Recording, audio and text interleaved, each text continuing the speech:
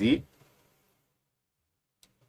Boa tarde, bem-vinda, bem-vindo, cara expressionauta, mais uma edição do programa Duplo Expresso nessa tarde do dia 23 de outubro de 2020. Eu sou Romulo Maia, apresento o programa diretamente de Berna, a capital da Suíça, onde no fuso central da Europa são 18 horas e 3 minutos. Significa que em Brasília, 5 horas para trás, são 13 horas e 3 minutos. Um programa hoje que promete. Já estamos aí com o nosso mestre na contra-efetuação da guerra híbrida, Piero Leiner, para analisar os últimos disparos na guerra híbrida, principalmente no Teatro Brasil.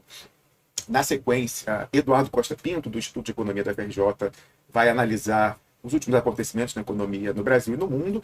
E aí chegaremos à nova edição, depois da primeira que teve ampla repercussão, de uma análise estrutural sobre a China, com Pepe Escobar e Elias Jabbour. Elias Jabbour, do Instituto de Economia da UERJ, minha alma mater, e Pepe Escobar, evidentemente, o analista geopolítico renomado, que todos nós amamos ouvir às sextas-feiras.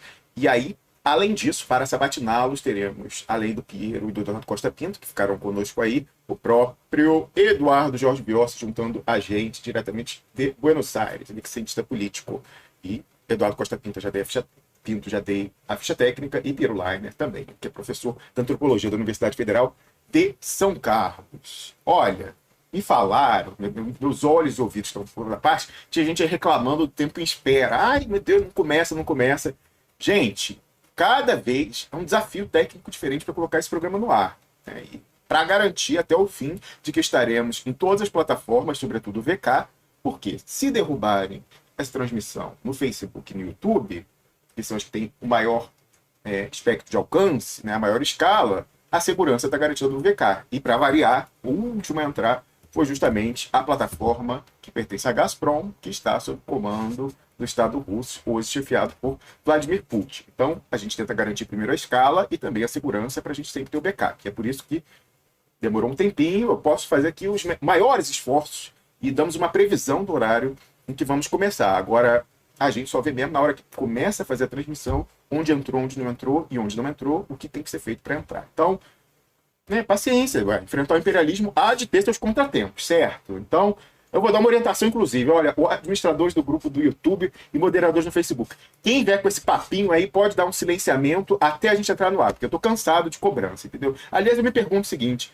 quem mais cobra é quem menos faz, né? Olha que engraçado. Eu queria saber se quem fica cobrando pro programa começar, ai, que tempo de espera chato, se essa pessoa é membro do canal, se essa pessoa compartilha em todos os grupos do Facebook, manda para seus contatos do WhatsApp, enfim, várias maneiras de contribuir para a gente conseguir constituir a nossa massa crítica. A minha experiência pode ser que não seja representativa, é ver que quem mais reclama é quem menos faz. Bom, sem mais delongas, eu chamo aí para a roda Piero Leiner. Piero, boa tarde, bem-vindo mais uma vez ao Duplo Expresso. Não, ninguém está te ouvindo, eu não sei porquê, e agora eu vou resolver essa situação aqui, peraí. Não, ninguém está te ouvindo. Eu estou te ouvindo, mas deixa eu ver aqui se é um problema aqui. Eu vi que seu áudio não entrou, sem necessitar, tudo certinho aqui. Eu vou fazer uma gambiarra, aguardem, peraí. Eu vi que o seu não entrou, agora vamos ver, vamos andar, pegar de novo. Gente, é fácil. Não, enfrentar o imperialismo não é fácil. Vamos lá. Fala aí alguma coisa, Piero. Não, o problema era aqui comigo, que já está resolvido. Pode falar.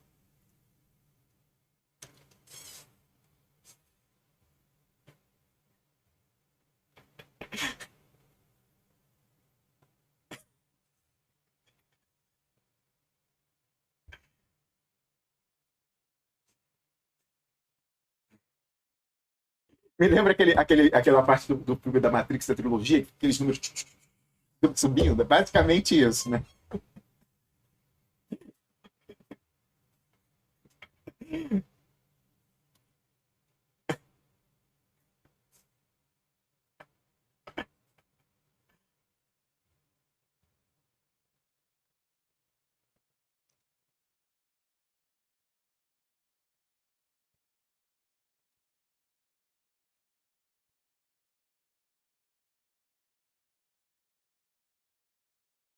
Vulnerável.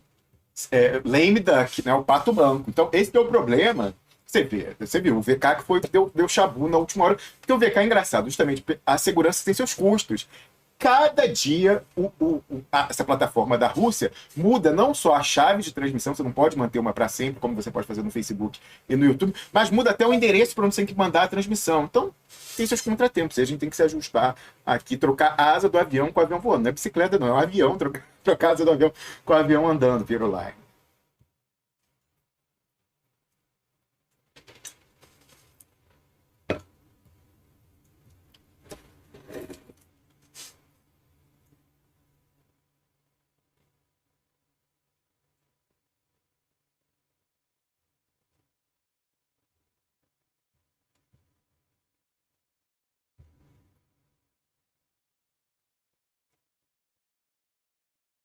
Peraí, estão me dizendo que você está sem som? Acho que não. Fala alguma coisa, Pedro. Ai, tá sem som, sim. Não, é brincadeira isso, gente. Não sei o que tá acontecendo. Eu tô agora captando tudo certinho. E eu vi aqui, tá, então peraí. Ai, meu Deus do céu, não é possível, cara. Minha vida não é fácil, minha vida não é fácil. Deixa eu ver aqui. Cara, deixa eu ver. Tá. O áudio tá sem system. E aí, peraí, gente. Paciência comigo, hein, cara. Cadê isso aqui? Todo dia não só muda a chave, como muda a configuração de captação do áudio. Tá aqui, ó. Esse aqui. O meu sumiu? Ó, que maravilha. Ah, não, o meu tá indo. Eu tô vendo aqui a captação. Por que que o do Piero está sem... Ué, que música é essa louca aí? Alguém me ligando? Tem alguém me ligando aqui no Telegram, eu acho. Já vi, pode parar de ligar, gente, por favor. Pera aí, fechar. Não, tá. Não, de onde está vindo essa ligação? Tá, já vi aqui, pera aí. Ok. Não é você, peraí. Eu já vi, gente, já vi que tá sem som. Calma, vou resolver. Paciência. Eu preciso ver aqui o que fazer. Deixa eu ver aqui. Captação do áudio, input do microfone. Vai, gente. No princípio, tá tudo certo. Deixa eu ver essa bagaça aqui. Ai, ai, ai. Não tá fácil, não, gente. Tá fácil, não. É muita teimosia pra continuar, sabe? Vamos ver que muda a captação, volta. Bom, o áudio. Deixa eu ver se eu colocar aqui a saída do Piero como. Diretamente, não parece que aparece. Deixa eu ver. Select speaker. Fala alguma coisa, Pedro. Não, não tá saindo. O que é isso? Ai, gente, tá fácil não, minha vida, cara. Filters, properties, audio, advanced properties. Active. Gente do céu, que porcaria é essa, cara? Puta. Não posso falar palavrão, então João vai reclamar comigo. Peraí. Cara, o que é? Eu não sei o que é, gente. Assim, é difícil, sabe? Difícil minha vida atualmente. Deixa eu pensar, peraí, bro. Será que é isso aqui? Vamos ver se eu botar. Será que era. Fala alguma coisa, Piero, agora. Não, não tá entrando, não tá entrando. Não, o meu. o- Não, você tá certinho. É um problema no decodificador aqui. No codificador que tá. Não tá pegando o áudio, sei lá por quê. Essa porcaria. Enfim. Fala alguma coisa só pra eu testar aqui, Piero. Tá indo, a coisa tá voltando, é o decodificador. Eu não sei o que eu faço, eu tiro, boto de novo, uma nova. Deixa eu tentar aqui, botar uma nova captação de áudio, uma segunda redundante. Vamos ver aqui, peraí. Mais. Cadê isso, cara? Áudio input capture. Vamos lá. Ok. Add existing. Ok. E aí, cara? Diga.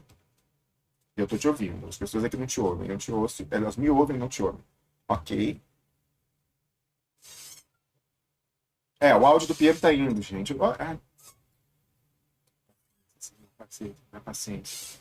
Cobranças. Deixa eu ver aqui, microfone, auxiliar. Ok. Alô, alô, alô. Entrou um segundo microfone. Primeiro também. E aí? Deixa eu ver. Pá, vamos ver. Fala alguma coisa agora, Piero. Não, não foi, não foi. O que é essa bagaça? Deixa eu ver aqui. Alô, alô. Sai aí, mas não é isso não, não é. Seu áudio não estaria vindo para mim, entendeu? É outra coisa aqui, não sei, gente.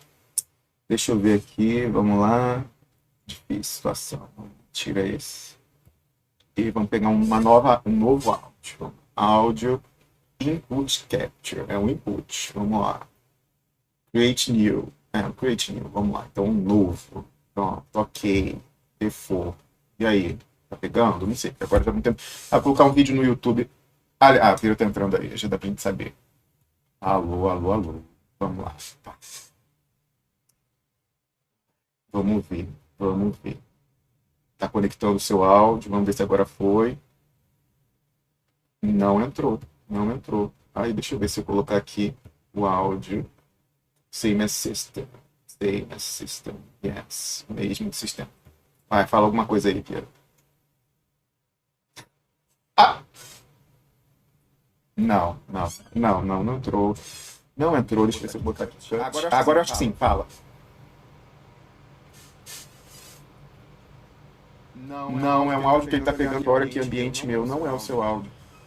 Ai, gente, tá fácil na minha vida. Putz, cara, brincadeira. Cadê? O que foi agora? Eu não sei, cara. Tipo, deixa eu ver o que tá saindo aqui. Não tá pegando não. Deixa eu ver que áudio. Putz, peraí. Deixa eu configurar isso aqui. Meu Deus do céu, default.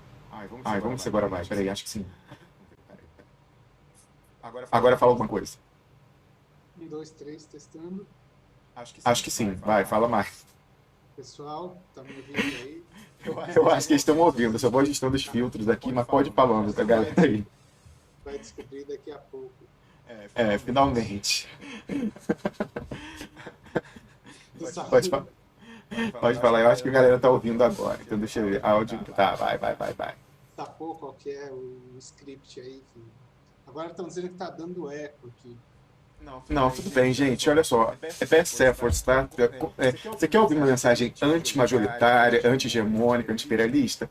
Não vai ser confortável como ouvir a live da estrela pop fazendo live como é que chama aquilo? Do confinamento e tal. Não vai ser, tá? Vai ter seus problemas, seus contratempos.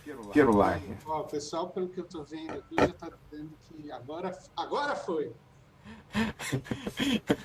Isso. Tá dando eco, acho que no meu, porque eu tava com 2 captações redundantes. Agora já.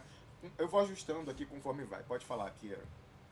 Bom, beleza. Nem sei onde eu tava, mas enfim, a ideia era que eu não tinha te avisado antes, então talvez eu não consiga ficar o tempo todo para, enfim, na parte que o Pepe e o Elias forem falar. Talvez eu tenha que sair um pouco antes devido a um compromisso aí que apareceu. Mas, enfim, é um grande prazer estar aqui. Espero que todo mundo esteja ouvindo. Tá baixo? Tá baixo? Eu tô aumentando, não se preocupa. Gente, tô resolvendo o áudio. Não precisa ensinar Pai Nosso Vigário, tá? Eu faço todo dia, com toda dificuldade. Não precisa, tá? Por favor. Quando eu precisar do retorno, eu peço a você no chat. Quero lá, né? Eu não consigo, acho que aumentar o volume do... Não. Já aumentei. Pode falar, pode seguir. Então, vamos lá. Acho que estamos prontos. Foi dada a largada aí para o Duplo Expresso de 23 de outubro de 2020.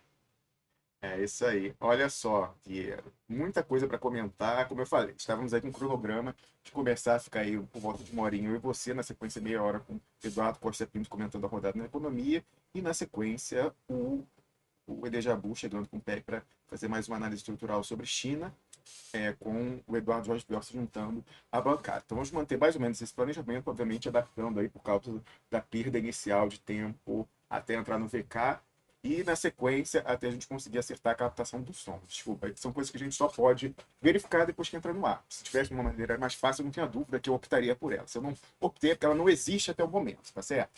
Então, bom, já botei aqui alguns filtros, imagino que o áudio esteja volume bom. Agora sim, estou pedindo seu retorno, por favor, vou olhar o chat aqui para ver se, se o áudio está bom. Então, a partir desse momento, ó, eu vou inclusive olhar aqui, ó, a hora que eu instalar os dedos, eu vou ficar olhando ali com um delayzinho. Aí sim eu vou passar a prestar atenção no retorno que você me dá para a gente ir ajustando, trocando asa de avião com o bicho já voando. Piero, você comentou alguns aspectos ao longo da semana no seu Facebook e o pessoal criou um canal para você no Telegram. O canal Piero lá, eles pegam a sua publicação lá que você bota no Face, que é fechado, porque ninguém é obrigado, muito menos você, aguentar pessoas aleatórias comentando, mas para universalizar a mensagem, o pessoal pega e publica no canal Piero Liner lá no Telegram. Eu achei legal, mas essa semana eu não recebi as mensagens do canal criado para mim, não. Me botaram fora dessa aí.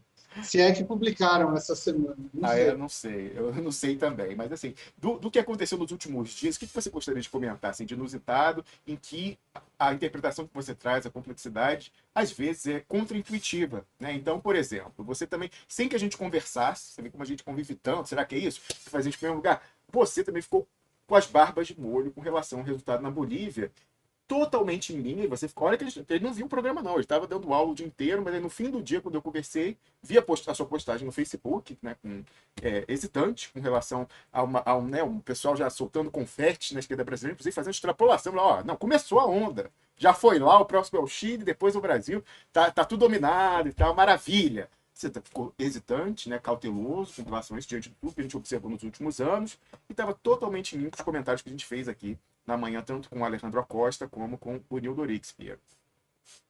Então, né? Foi até rolou uma certa polêmica em cima disso, né? Porque assim, eu fiz meio aos trancos e barrancos a história da postagem lá. Essa semana estava realmente difícil para mim, de tanto trabalho acumulado que eu estava. Nem consegui ver o programa de terça-feira, que era o dia mais pesado para mim, está sendo justo terça-feira. Só vi um pedacinho na hora do almoço, assim. Mas depois você me disse que até aquilo que eu estava pensando bateu com as coisas que vocês conversaram aí, né? No fundo, Holmes, assim, o que talvez eu use um pouco de mal entendido, e assim, eu queria até deixar claro aqui para todo mundo. É óbvio que eu não contesto o resultado da vitória e, do ponto de vista do povo boliviano, a conquista que eles tiveram em eleger. Mas, assim, você precisar dizer um negócio desse, é um negócio que até soa absurdo. Você está entendendo? É evidente que aquilo tem uma conquista deles. O que eu postei e falei é como esse resultado foi lido pelo pessoal daqui, entendeu? Como, mais uma vez, você vê a imagem da flauta mágica, mas é a história de, enfim, a ideia de que isso representa uma grande mudança de ventos, né? Em relação a quê? Né? E é esse que eu acho que foi o erro de leitura de muita gente por aí. Da ideia de que estaria havendo um enfraquecimento ou um limite aos poderes imperiais americanos no subcontinente, E entendeu? Fonley. Quer dizer, e mais, e que isso estaria atrelado à incerteza da situação eleitoral americana. E, assim, o que passou pela minha cabeça, em primeiro lugar, é que a eleição boliviana acaba tendo, ou acabou tendo, por ou sem querer, mas eu acho que eu acho que tem um motivo, né? Às vezes os agentes golpistas fazem um cálculo, né? No caso da Bolívia o cálculo foi a gente cede as unhas, mas mantém os dedos e os anéis. E o cálculo para o continente sul-americano é mais ou menos o seguinte: olha só, o que a eleição boliviana resultou em termos de percepção geral, especialmente aqui para o Brasil, mas não é só para o Brasil o problema. Ela resultou na percepção de que o jogo democrático não tem interferência, de que ele continua, de que é possível você virar o jogo através das eleições. Poxa, a gente está vivendo esse momento agora e, de novo, esse negócio precisa ser reacendido, entendeu? A ideia de que a eleição é uma eleição viciada, né? Em várias dimensões, Ela, várias camadas. assim, quando o pessoal vê o caso da Bolívia e diz, não, lá era muito mais radical o ponto, era um golpe, era impossível de ser revertido e olha como foi. Então, aqui, que é soft o negócio, ninguém tem certeza, né, entre aspas, de que esses dados aí são dados feitos, sei lá eu, né, dado viciado, né, dado de mágica, né, é, dado daquele 11 homens e um segredo lá, aquela coisa que os caras fazem aquele dado que sempre cai o número que eles querem, né? Enfim, eu achei impressionante como esse negócio acendeu como um rastro de pólvora. Na hora que eu falei isso, eu sabia que a crítica que ia vir, assim, era certeira, que era assim, você não está considerando o poder da mobilização popular que ocorreu lá na Bolívia. Foi o povo nas ruas que levou a vitória eleitoral. Olha, Holmes, eu sinceramente ando muito cético como que eu posso dizer, com essa chave de leitura de que povo na rua faz mudança na América do Sul. Tentou fazer no Chile. Aí sim a gente viu o que deu ali. E olhe lá, hein? Eu também até agora não consegui sacar muito bem o que aconteceu ali. Não sei se todos os meandros, mas enfim, aquilo tinha uma outra dinâmica, entendeu? Mas o povo saiu na rua na Bolívia em 2019. Teve mudança? Aconteceu alguma coisa? A outra coisa é esses argumentos, enfim, povo na rua por povo na rua, não teve povo na rua aqui em 2015, 2016? Teve povo na rua, entendeu? A questão é a seguinte, você só consegue fazer uma coisa consertando a ideia de povo na rua com o modo como certos agentes ali que estão no topo do sistema estão mais ou menos sensibilizados a isso, entendeu? Eu acho assim, houve de fato uma conquista na Bolívia, não vou negar. Houve um voto popular, eles ganharam, para eles ótimo, dentro do que se foi possibilitado para eles, eu acho que eles não tinham outra escolha, é a melhor que existe. Espero realmente que esse governo vá para um lado bacana, né, que não seja um Lenin Moreno número 2. Que não Agora, eu seja, não. Piero, talvez, menos que um Lenin Moreno ou não sei. Uma Dilma Rousseff 2015 com Joaquim Levy, né? Que é a mesma coisa. Nós também ganhamos, né? A mobilização, vitória enorme do povo. Derrotamos Aécio Neves e o Armínio Fraga. Acordamos com Joaquim Levy.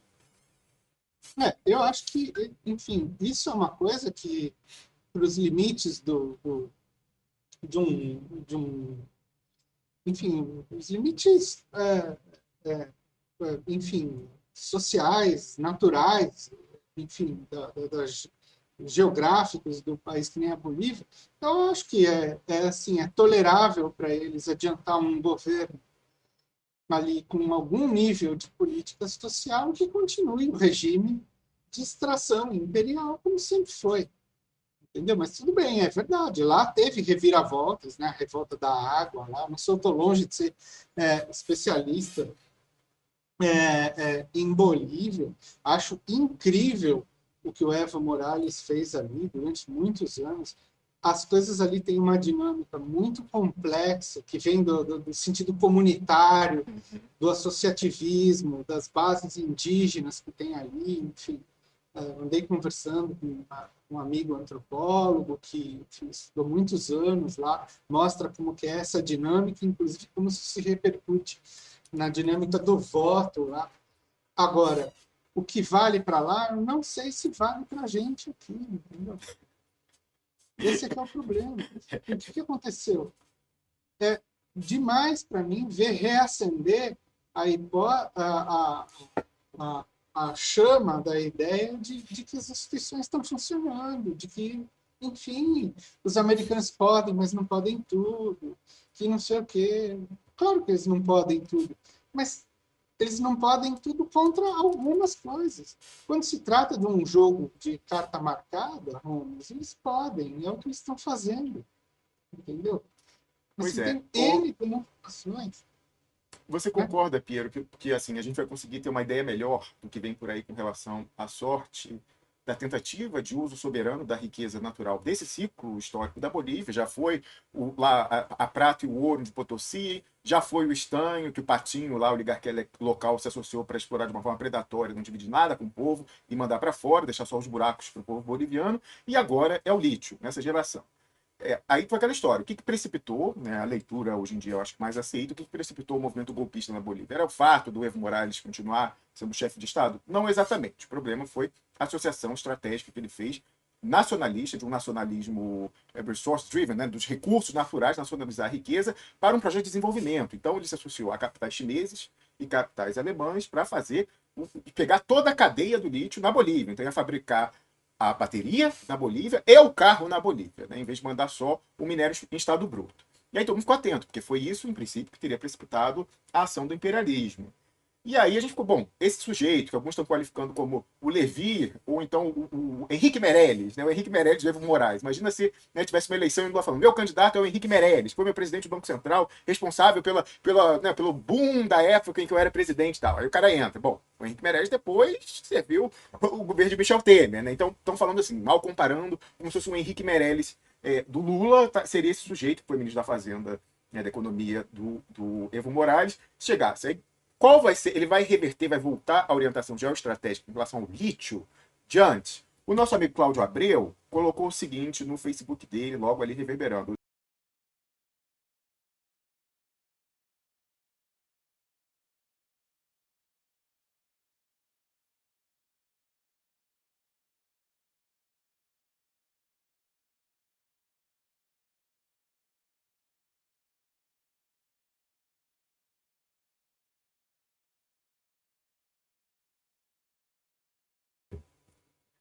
Pode ser. Agora, é uma coisa que a gente vai ter que ver também. Não vou vaticinar que Lógico. ele pode mudar, como pode cair no meio do processo. A gente não sabe exatamente o que vai ser, porque isso também resvala numa dinâmica interna da vida social boliviana, que realmente tem as suas enfim, especificidades, é complicado, não sei. Mas, enfim, a Bolívia não é um país que tem, vamos dizer assim, um ponto geopolítico estratégico avantajado, ela não tem saída para o mar, ela, enfim, para escoar a sua produção, tem que passar por outros lugares, então, enfim, isso depende de um monte de coisas, e o quebra-cabeça dependente do resto da política sul-americana.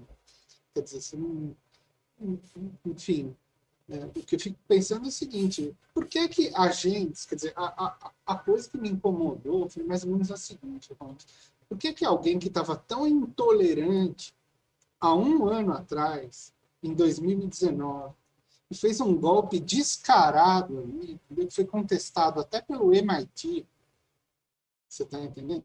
Naquela coisa da fraude, da votação, etc. E tal. Por que esses agentes, por que os militares lá, que estavam tão furiosos, por que eles resolveram fazer um regime change tão absurdo ali, agora resolveram ser bacanas de uma hora para outra? Porque as pessoas estão dizendo, porque senão a população ia virar a mesa, ia entrar num quebra-quebra. Mas eu não sei se eu vi agora indícios muito diferentes daqueles que foram em 2019, porque a população saiu para as ruas em 2019. Agora, você sabe o que fazem quando a população sai para as ruas e é um governo militar. Eles descem a borracha no pessoal. Então, o nosso amigo Andrew Coríbico, ele publicou um texto, acho que na madrugada mesmo, de domingo para segunda, me marcou no Twitter, falando o seguinte, talvez eles tenham chegado à conclusão que eles tinham que compor, negociar, sentar para conversar, porque os militares da Bolívia não teriam condições materiais de enfrentar uma mobilização, assim, faca nos dentes, do povo, inclusive, talvez, mesmo sem violência. Se começasse uma greve geral, um protesto geral, Operação Tartaruga e tal, eles não teriam as condições materiais que outros, por exemplo, que foi demonstrado no Chile, né, de partir para o jogo pesado, para a guerra suja. Então, teriam que ter sentado para conversar com o MAS, com o Evo Morales, e chegaram a esse terços, aí, esse meio termo. Mas não fizeram a guerra suja na Bolívia? Porque 30 e tantos mortos lá, no mínimo, sei lá, não sei quantos. Tipo. Mas dava para manter isso para além? Não sei, entendeu? Eu acho que vai mais longe se precisar. Você sabe como funciona a Força Armada. Assim, não fizeram isso em toda a América Central? Você vai dizer que as Forças Armadas, sei lá, dos países centro-americanos, dos anos 70 até agora, são muito maiores e mais fortes que a boliviana? Eu acho que não. Entendeu? O que eu sei é que, assim, eu tô muito cético, né? Que eu falei, olha, eu botei no Twitter no dia, eu falei assim, Nós ganhamos na urna em 2014. A gente viu o que aconteceu. Não só o Joaquim Levy, como o que aconteceu depois de lá para cá. Na Bolívia, no ano passado, ganharam na urna. A gente viu o que aconteceu na sequência. Já está aí os setores lá de Santa Cruz dizendo que não reconhecem o resultado, etc. E tal. Vamos ver no que esse bicho vai dar. Aí aquela pior de todas, né? Mais evidente. O Rafael Correia fez tudo para eleger o Lenin Moreno e deu no que deu. Então, é um jogo que nunca termina, Piero. E a gente, aqui foi até interessante, né? Que a gente ficava fazendo a comparação entre o caso da Lécio e o caso do Messer. E aí você uma vez fazer uma pontuação que eu assimilei, que é o seguinte, bom, não é que na Argentina a Cristina Kirchner teve uma vitória estratégica e assim, não, beleza, né, somos um país soberano. Não, ela conseguiu prorrogar o jogo e não perder até por WO em alguma medida, como ocorreu no caso, por exemplo, que sequer botaram para jogo o caso Messi. Atenção, hoje a estreia da websérie O Doleiro. Mas então, aí lá a coisa continuou. E você vê que eles trouxeram, inclusive, o golpismo para dentro do governo. Você tem a ala direita do peronismo que está tentando atravancar na Câmara dos Deputados a reforma do Judiciário, que visa a blindar a institucionalidade argentina com relação a novas cooptações pelo imperialismo. E aí, então, a Cristina Kirchner sabe como é que é o jogo. Alberto Fernandes também. Mas aí, veja você, os dois foram exultantes para o Twitter. Eu fui olhar, a Cristina Kirchner, olha aí, que maravilha, o povo boliviano dando a resposta nas urnas e tal. Bom, é meio que aquela coisa assim de tentar cooptar pela lisonja, alguma medida, não sei, enfim. Mas eu acho que eles, como sabem, inclusive estão enfrentando dentro da sua própria coalizão de governo à direita e os setores cooptados pelo imperialismo, eles sabem que não é tão simples assim. O povo derrotou na urna com voto, que bonito, com escravos metendo nos fuzis e tal, derrotou o imperialismo. É mais complicado que isso. E você viu qual foi o segundo efeito colateral que esse negócio teve?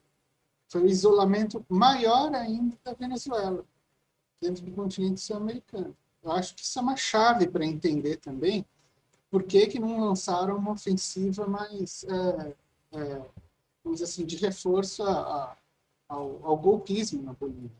De terem talvez deixado passar essa, entendeu? Porque de repente a Venezuela ficou como o único caso, entre aspas, de país que frauda a eleição na América do Sul, de que tem um regime não democrático, de não sei o quê. Então, o que a Bolívia fez? Para os dois lados, né, do espectro, né, ela disse assim, olha como é possível a democracia. Claro que o continente está aberto às esquerdas voltarem, etc. E tal. Então, isso é uma coisa que eu acho que serviu especialmente para a Venezuela, para isolar ela mais ainda, serviu para reforçar o discurso das instituições funcionando no Brasil e serviu, de certa maneira, também para o Chile. Aí o caso é um pouco mais complicado, no sentido de que, enfim, isso aquieta os ânimos no momento. Aí o Alejandro precisava dizer isso, porque ele deve estar muito mais por dentro do que está acontecendo lá, mas o que eu tinha ouvido é que os ânimos estavam começando a se acirrar de novo ali. Entendeu? E a Bolívia ali do lado, né? Enfim, tem uma relação histórica, está cheio de boliviano na Argentina, no Chile e aqui também, né? Enfim, mas eu acho que enfim, teve esse efeito, né? Isso, quando a gente faz a análise, né? Sempre pensando de uma forma sistêmica, talvez, não pensando a eleição da Bolívia de maneira isolada, como se ela fosse uma forma em si mesmada, quer dizer, na correlação de forças que esse fato tem com o resto da América do Sul, é que eu acho que temos aqui alguns problemas a serem enfrentados, né, Ramos?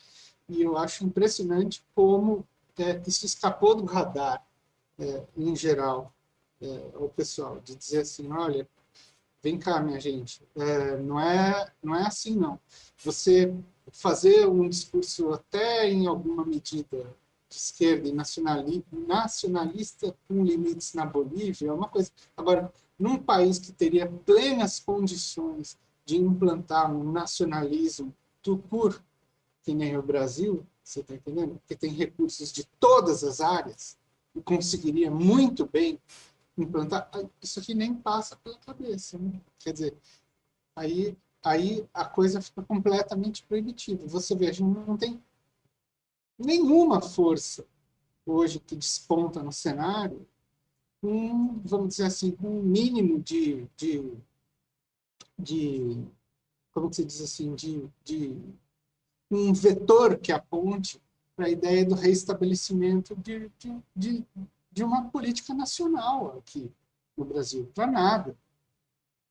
Para nada. Enfim.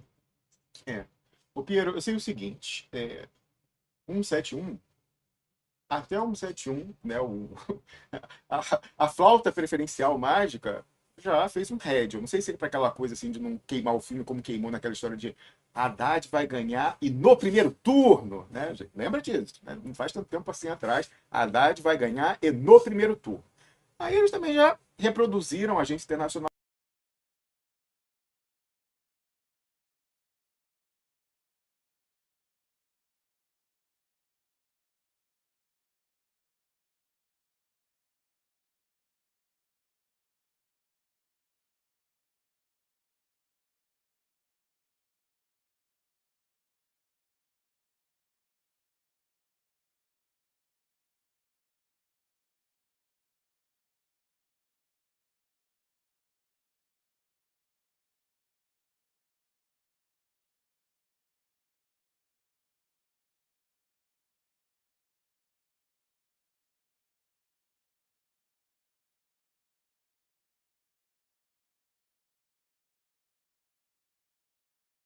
Um flautista desse oficialismo posicionista fake brasileiro. Ai, olha aí, o golpe acabou na urna, viva o povo boliviano e tal, não sei o quê. O próximo é a gente aqui e tal. Enfim, eu acho que esse pessoal não é ingênuo. Eu acho que não. Vocês sabem até mais do que a gente, porque eles têm interlocução com o pessoal que opera lá dentro. Eu acho que é aquela questão, Piero, de que a partir do momento em que você aceita, até porque dói menos, que... Vamos. Diga. Estou falando que está sem som. Não, tá sem som não. Isso aí não tá sem som não. Tá com som, gente. Tô vendo aqui, por favor. Então, a partir do momento em que você peraí, onde tá? Assim, a partir do momento que você aceita que a coisa tá muito. Que estamos no virtual domínio de espectro total, que a pinça opera dos dois lados, a gente até brincou, que era numa conversa privada essa semana, que o Mário Vargas Llosa, quando ele falou que o regime do Trio no México era a ditadura perfeita, porque ainda não existia o que a gente tem hoje no Brasil, né? Que é novidade, que a gente está no estado da arte dessa história do domínio espectro total, e isso aí, mutatis mutandis, eu acho que vai ser exportado para muito lugar. Então você vê, né, o braço midiático desse pessoal. Não, tá falando que tá sem som quando o quê, gente? Tá sem som quando Agora muda voltou. para a cena do compartilhamento da tela. Ai, Jesus Você... misericordioso. Putz, tá, mas então tá, já entendi aqui. O pessoal tá me dando porque tem um delay, tá? Então, quando eu for botar, tem que botar outra captação de áudio, quando eu for mostrar telas. Olha, brincadeira isso aí. Tudo bem, obrigado aí pelo retorno. Então, esse pessoal tem essa função de vender essa flauta mágica para o pessoal ficar anestesiado com esse 2022 mítico, em que o povo, né, a soberania popular, vai dar o troco e tal, e, enfim, as coisas vão voltar a como eram antes. Aí também não, né, vamos voltar para o útero materno de 2009, 2010 com o Cristo Redentor decolando. Que... Não, claro, e aí assim, né? Você vê o que acontece com cada pesquisa de opinião que sai, a popularidade do Bolsonaro aumenta, né? Apesar de toda a realidade conspirar contra o Bolsonaro, alguma coisa mágica faz a popularidade dele disparar, aí todo mundo entra em desespero, começa de novo aquele debate do porquê que as esquerdas não se unem, porque, gente, não tem como se unir quando a pretensão continua. O problema não é a esquerda unir ou não se unir para disputar a eleição, minha gente. O problema é que as pessoas têm que botar agora uma saída para fora do sistema. O protesto tem que ser esse. É dizer o seguinte, olha, essa fórmula eleitoral aí está viciada, não nos adianta mais. É preciso agora começar a fazer uma recusa e parar de deixar, entendeu?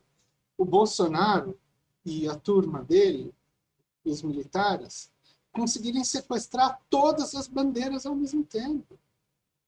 Você está entendendo? Ninguém mais na esquerda fala contra o STF. Pelo amor de Deus, o que é isso? A justiça virou a paladina das boas regras da nossa vida social. Então, assim, eu acho um completo absurdo isso, e como reforçou o discurso das instituições que estão funcionando. Olha só, isso eu estou vendo a 3x4, e não é à toa que dispararam de novo a ideia do Bolsonaro como homem-bomba. Quer dizer, cada vez que o discurso da instituição está funcionando, começa a ressurgir, começa a assumir, o Bolsonaro vai lá e reaparece como o homem-bomba, o incontrolável, o cara que manda, o arrobo autoritário. Gente, assim, o pessoal não percebeu ainda o padrão que esse negócio aí está operando, entendeu? Que é para isso mesmo, é para acionar a justiça. Agora vai começar a briga, entendeu? A briga. O STF vai obrigar a tomar a vacina. Pronto. De novo a briga Bolsonaro versus STF. Sim. Essa história da vacina, me parece que o STF quer obrigar ele a comprar a chinesa, mas ainda não chegou ao ponto de fazer a revolta da vacina no século XXI. Olha, eu desconheço que algum país vai fazer isso, né? Assim, realmente, você acha que a gente vai ter a revolta da vacina no século XXI, que para ir pela frente? Não acho, não. Eu acho impressionante, É né? a vacina do PT, hein? Vai ser a vacina do PT colocando o comunismo nas criancinhas, gente. Olha, gente, sério. Não, implantando chip comunista no cérebro. Só falta o pessoal entrar por essa da obrigatoriedade da vacina e o Bolsonaro pela liberdade do indivíduo. Ai, gente, por favor, não, Não, não. cara, e o cara, assim, ele faz umas jogadas muito espertas, porque, de novo, ele apela para esse mito da liberdade individual, entendeu? Vamos resistir enquanto indivíduos que estão sendo oprimidos pelo Estado. Porra, ele é o presidente de um Estado cujo projeto é ser um Estado opressor, entendeu? Um Estado de vigilância, entendeu? Um Estado que vai, esse sim, enfiar um chip dentro da sua casa através disso aqui, ó. Esse aqui é o ponto, entendeu? O chip já está aí, minha gente. A gente já está aí, o chip já está dentro da nossa cabeça. Vocês não perceberam, não, galera? Eu, você, todo mundo tem o chip dentro da cabeça. Cada vez que eu abro a porra da rede social para fazer alguma coisa, o chip está dentro da minha cabeça. E agora minha cabeça está moldada para ser, enfim, para passar o dia pensando em comentário de rede social. Então, não tem essa, entendeu? A minha cabeça, isso eu já sou um ciborgue, entendeu? Tem uma filósofa chamada. Voluntário, né? Voluntário, uma servidão voluntária para citar liberais. Olha só, o Piero, falar em comentário de rede social, você fez 3 horas atrás do seu Facebook. Eu vou testar aqui agora se dá para eu trocar a janela e manter o meu áudio. Aparentemente sim. Aparentemente estou com o áudio mesmo trocando a tela, fazendo um artifício aqui. Olha, então, você publicou sobre essa questão do zigue-zague, falando duas notícias quase simultâneas. Bolsonaro humilha Pazuello em um vídeo e depois Salles humilha Ramos, chamando ele de Maria Fofoca. Eu gosto, aqui a gente tem essa função pedagógica medida, né, de pegar exemplos que vão reafirmando a dinâmica que a gente identificou mais geral para o pessoal poder ver, né, aplicações concretas desse macro, paradigma analítico que a gente vem desenvolvendo ao longo dos anos aqui. Qual é, na rodada, a aplicação concreta com essa história aí das humilhações recíprocas, Pierre? Não, essa história enfim, que está saindo na imprensa, né? Essas notícias de Bolsonaro foi lá e humilhou o Pazuello. Depois o Salles também humilhou ele, humilhou o general Ramos, um dos homens fortes, né, do governo. Vamos lembrar: Ramos, Braga Neto, Heleno, enfim, ali o Núcleozão, Mourão, né? Gente, operaçãozinha combinada, pessoal, pelo amor de Deus. Essas coisas não aparecem ao mesmo tempo, entendeu? A troco de nada. Que é a ideia, de novo, de estar querendo falar, eles estão jogando isso desde a semana passada, que quem manda é o Bolsonaro, entendeu? O zigue-zague que esse pessoal faz vai ser sempre esse. Qual é? Ora você vai ver a imprensa dizendo que os militares estão avançando e dominando o Estado. Ora você vai ver eles sendo recuados, né? E o Bolsonaro soltando, vamos dizer assim, as rédeas do que há de mais radical, incontrolável, e essa imagem. Então, para que se faz isso? Qual é o X da questão dessa rachadinha, né, Holmes? É assim que a gente pode chamar essa situação. eu não sei, essa ideia, o objetivo desse negócio aí, né, de mostrar ora o protagonismo do Bolsonaro, ora o protagonismo dos militares, né, é condição de manada. É o rock Entendeu? lá do xadrez? É o rock lá do xadrez, exatamente. Para quem não se lembra do que é o rock, é aquele movimento, né, que putz, aqui um tabuleiro aqui, assim, que o rei troca de posição com a torre. O rei fica protegidinho lá. Só que agora foi um desrock, né? Eles avançam. Né?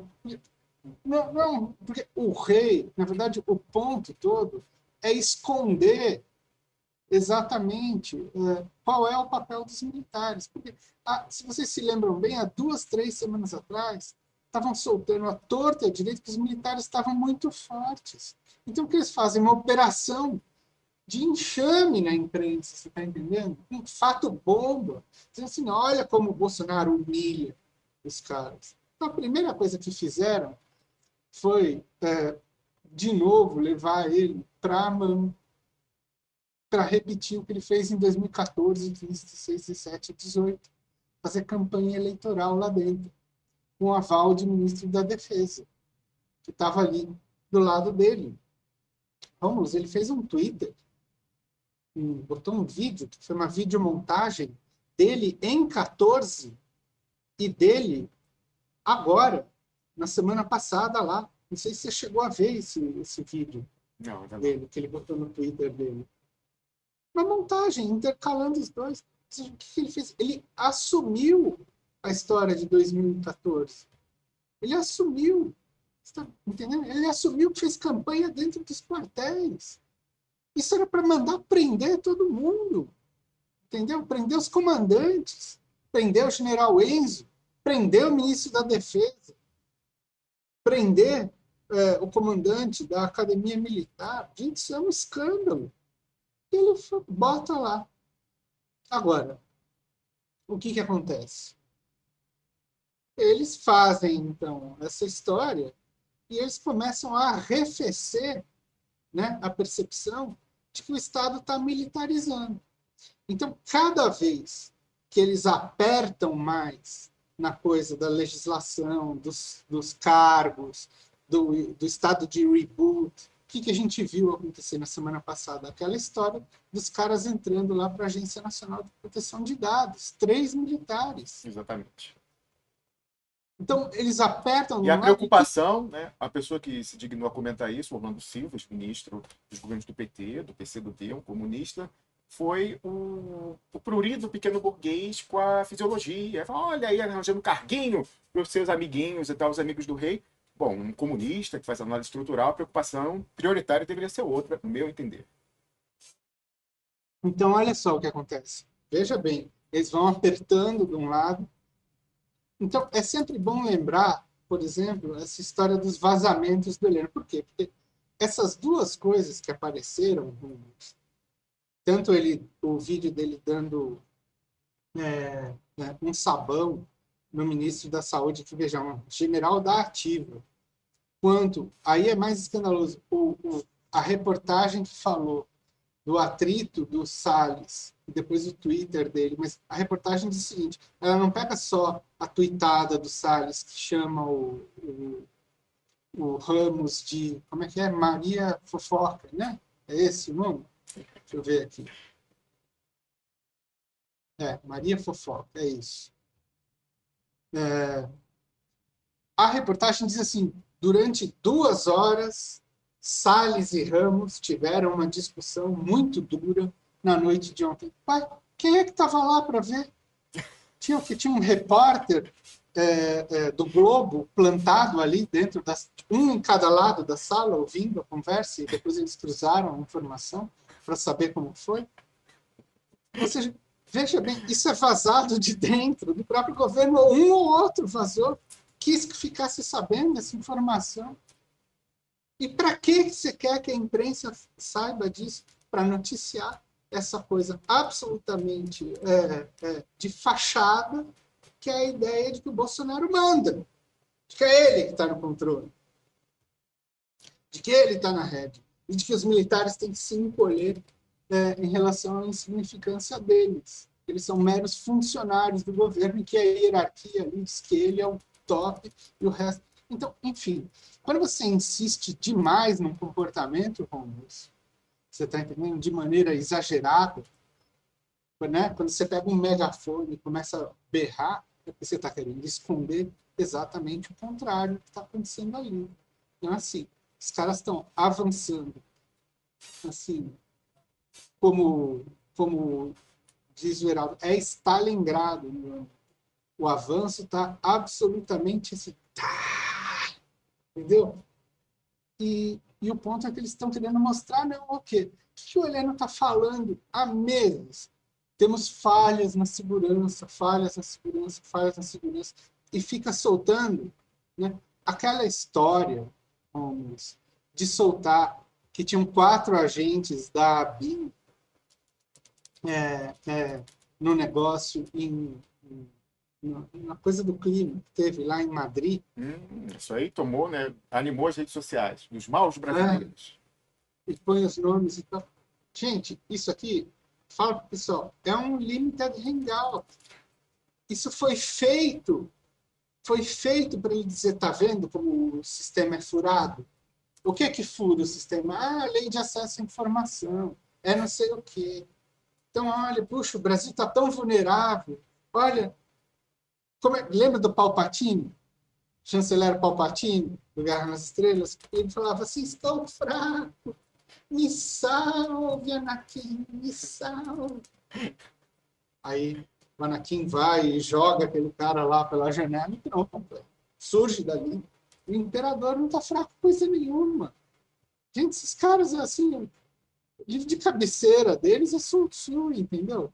Se tá forte, você se mostra fraco. Se tá fraco, você se mostra forte. É isso. Eles ficam operando com inversão de sinal o tempo todo. Então, assim, cair nesse conto, quer dizer, não é cair, não, Holmes, porque, assim, eu estou cada vez mais desconfiado e outras pessoas também. Amigos são interlocutores bons, que, na verdade, são uma operação casada com a imprensa, entendeu? Sobretudo com a Folha de São Paulo. Assim, a coisa de um mês para cá, ela fechou completamente com a pauta dos meninos. Completamente. E aí ela fica soltando, assim, a conta-gotas, coisas para parecer, você está entendendo? Que é jornalismo plural, que, enfim, que não sei o quê. Mas eu não acho. Eu acho Certo. que tá bem patente a movimentação deles lá do que é desde que esse Roberto Dávila, né, assumiu ali e teve todo aquele rolo lá com a família Frias. Mas, Ah, enfim. não, depois eu vejo aqui, mas eu, salvo engano, o Roberto Dávila tinha tido uma atuação identificada, digamos assim, na Operação Sérgio Graça lá, né, operando para esses interesses aí. A gente fez ficar aí pessoal aí do coletivo Pátria Soberana, dá uma olhada aí, resgata artigos de Paulo Henrique Amorim sobre o negócio de envelope de dinheiro para pagar para a pessoa se manifestar em determinado sentido, na imprensa e tal. Tem até, porque a gente está falando aqui de parcerias com a imprensa. Falar em parceria com a imprensa e vazamento plantado, que a gente também prestou atenção desde a segunda-feira naquela história da notinha lá no Lauro Jardim dos 50 bilhões de reais remetidos legalmente para o Brasil, denotando pressa, como se houvesse algo iminente. Aí, imediatamente, eu falei, ó, mas que coisa, né? Parece uma cascada, porque ontem Miriam Leitão publicou na coluna de domingo, que é a mais lida, que estamos prestes ao fim do Brasil, civilização enquanto conhecemos. Olha, o fiscal, o colapso fiscal vai ser o colapso da não sei o quê, que colapsa a empresa, que colapsa a comida, enfim, voltaremos à Idade das Pedras. Aí, na mesma organização, no mesmo grupo político editorial, Laura de Val. Pessoal que tem informação quente já mandou 50 bilhões para fora. Como você viu essa... Uma família.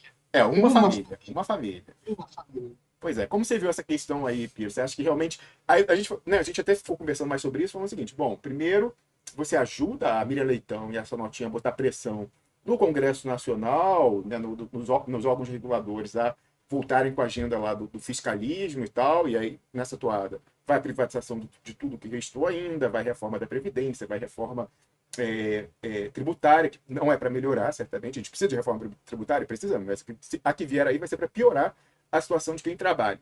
Passa tudo, né? Aquela coisa, ai meu Deus, ou isso é o caos, ou isso é o dilúvio e tal, e não sei o quê. Aí passa tudo e é capaz do pessoal, inclusive, operar essa história da notícia de que o caos está próximo para fazer aquela história que o Paulo Gala batizou aqui, eu adorei, de trade da conspiração, né? Sair, segurar enquanto o real ainda está bom, $1, aí em 5, 6, aí estoura daqui depois, aí gasta as reservas enquanto isso tal, ou uma boa parte delas, aí depois quando tiver, sei lá, 10, 12 reais por dólar, volta e compra tudo, recompra tudo por uma fração do preço. Uma operação, assim, de tirar o chapéu. Infelizmente, né, o Piero lá. Pode ser. Eu, na verdade, quando... Assim, tem N coisas ali para a gente ficar cético em relação a essa coisa dos 50 bilhões, né, Ramos? A primeira, não existe isso de alguém pegar, assim, não é tirar, você não tira 50 bi do país, assim. Você tem que converter esse dinheiro para tirar e fazer o quê? Desfalcar 50 bilhões das reservas Mas em brasileiras? dólar seriam 10 bilhões, mas ainda assim, algo significativo. Mas não caiu, né? Assim, e a coisa mais significativa é que o mercado financeiro acordou do mesmo jeito no dia seguinte. Ninguém comprou essa história, não é? Pelo que eu vi ali, enfim, não fiquei acompanhando, porque, enfim, não acompanho o mercado também, né? É, eu acho assim, não teve explosão do dólar na segunda-feira. A notícia foi domingo, né? Se não me engano. Não teve corrida. Você lembra que a gente pensou, né, Romulo? A gente se conversou, falando assim, o negócio vai explodir, isso aí tem cara de boato para fazer. Mas aí você veio com essa história que me foi muito mais plausível. Porque é isso, Romulo, a gente não pode pegar a notícia isolada, não. Tem que ver o contexto das outras que vão aparecendo juntas, né? Combinada a matéria com a da Miriam Leitão, umas coisas que ficaram martelando na Globo o tempo inteiro, né? Enfim, a questão é, cui bono, né? Vamos ver aí, o que o Grupo Globo quer levar com essa história. Bom, até agora essa conta não fechou na minha cabeça. O que eu sei é assim, eu duvido que tenha ido, que esses 50 bi tenham evaporado do dia para a noite, vamos, porque assim,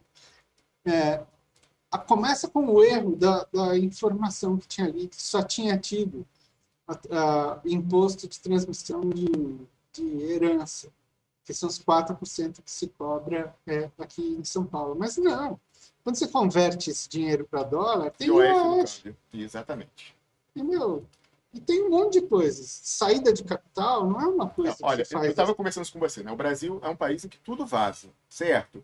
Esse nome da família, os detalhes, é o segredo mais bem guardado da República. Temos até que ver o que deu certo do protocolo de confidencialidade, porque isso aí passou pelo Banco Central, já que você tem que fazer o registro no Banco Central de remessa de qualquer valor, quanto mais nesse montante, saída definitiva, etc e tal, Receita Federal, né, a questão do IOF que foi aplicado, né, tudo isso daí, até certamente isso aí passou pelo COAF, que pega ali acima de 5 mil, 10 mil, sei lá quanto é, a questão até as autoridades fiscais paulistas, pela questão da transmissão e da doação, e, no entanto, eis que o nome do pessoal até agora não vazou. Então, enfim, inusitado, dada a nossa realidade aí, quanto mais, Pierre. Não, você viu como o assunto morreu, né? Ninguém mais puxou esse assunto. Ninguém. Acabou. Ninguém falou mais nada. Eu tinha achado que era uma pegadinha de alguém lá do Banco Central, entendeu? Eles jogaram essa para a Globo mais uma vez, mandar a notícia, e aí depois eles falaram, olha aí a Globo querendo fazer ataque especulativo, né, ao real. Mas talvez até tenha sido, Ramos, e talvez isso tenha sido freado pelo Paulo Guedes no meio do caminho. Entendeu? Falou, pô, não vamos mexer com a Globo, não, porque tem isso, entendeu? Eles estão totalmente fechados nas reformas, especialmente na administrativa, entendeu? Isso está uma coisa completamente assim carimbada em cima da mesa. E algo que passa assim fácil numa crise da balança de pagamentos, independência do Banco Central. Na hora que... Voltou à pauta, né? Requião denunciou aí essa semana. Não, você vai ver, hoje saiu dado do IBGE, 14 milhões, 14%, 14 milhões de desempregados, não sei, o dado é altíssimo, maior da história, né? Eles vão começar, e assim, vai bastar o dólar ir para não sei quanto, não sei o quê, e vão começar de novo a falar essa história de que, enfim, a conta não fecha, é a palavra preferida, né? E que foi aquela história, né? Toparam fazer MMT durante quanto? Uns 20 dias? Foi que a Mônica De Bolle ficou papagaiando, de repente esqueceram isso também, né? Voltou o papo austeridade, né? E é óbvio que ela vai vir para cima do funcionalismo. E, assim, só para voltar à pauta em rumos daquilo que a gente estava falando, olha só, o principal veículo de crítica ao funcionalismo público hoje tem sido a Folha de São Paulo. Ótimo. Tradicionalmente é o Globo, então foi ultrapassado. Não sei se o negócio é aviltante, absurdo. Eles lançaram uma sequência de capas, tá? Manchetona, para ficar o dia inteiro ali, mostrando como, o setor público brasileiro é o pior do mundo. 2, como o setor público brasileiro é o rombo histórico, que todas as mazelas nacionais se dão por conta do setor público. Uma pergunta, Piero, nesse caso, que eles devem trazer várias estatísticas e tal, entrou aquele em que há o maior traço de desvio no funcionalismo público brasileiro, que é o Judiciário e o Ministério Público, que representam como proporção do PIB, né, do gasto, uma ordem de grandeza a mais do que os países desenvolvidos. Falam no mesmo nível de desenvolvimento, não. Aí é 30, 40 vezes mais. Mas, assim, desenvolvido e é muito menos produtivo do que esse. Esses entraram, assessor legislativo, judiciário entram nessa história aí? Vem cá, entra, mas sempre sabe o parágrafo. Não é o destaque, não é o infográfico. Você está entendendo? Porque o que interessa é a conta média. E assim, é óbvio que o pessoal respondeu a isso. E o que acontece? Então, teve um que era tão absurdo que eles pegaram uns dados do FMI que estavam totalmente errados, deturparam, eu acho que isso foi na semana passada ou retrasada. Aí, olha o que aconteceu. Foi uma reportagem feita pelo Gustavo Patu, também ficou lá de capa. Aí um professor da Unicamp mostrou como, estatisticamente, ele estava completamente equivocado. Aí, o que acontece? 4, 5 dias depois, quando o estrago já estava absolutamente feito, o próprio Gustavo Patu faz uma matéria dizendo assim, tipo, erramos, mas sai bem pequenininho, ali no canto, um erramos, e ainda um erramos dizendo erramos, mas já bem, acertamos aqui, aqui, aqui, aqui, e ele não citou os dados que o cara da Unicamp lá levantou. Assim, foi totalmente nojento o negócio. Mas, que é tão demais, eles entram nisso, campanha sistemática de dizer que a universidade pública tem que começar a ser paga e tem que ter uma lógica de autofinanciamento, etc. E tal. Assim, para todas essas que eles ficam escalando gente do setor privado para fomentar o setor público. Então, é sistematicamente o quê? Um grupo de professores da FGV. Você está entendendo? Quer dizer, eles nunca pegam aquele famoso outro lado que era sugerido no manual de redação da Folha, a festa da democracia da imprensa nacional dos anos 80, quando eles lançaram esse negócio, só falavam dele próprio, né? Que era a ideia de que você tinha que mostrar a visão do outro lado. Assim, não tem um professor de federal, por exemplo, falando de qual é a realidade. Era tão patético o artigo que eu vi, tão patético, que ele dizia o seguinte, que as universidades federais hoje eram vamos dizer, uma espécie de ilha de fantasia da classe A+, no Brasil. Se o cara não tem a mínima ideia de como isso mudou o perfil nos últimos anos. Ele está pensando numa universidade federal de 1970.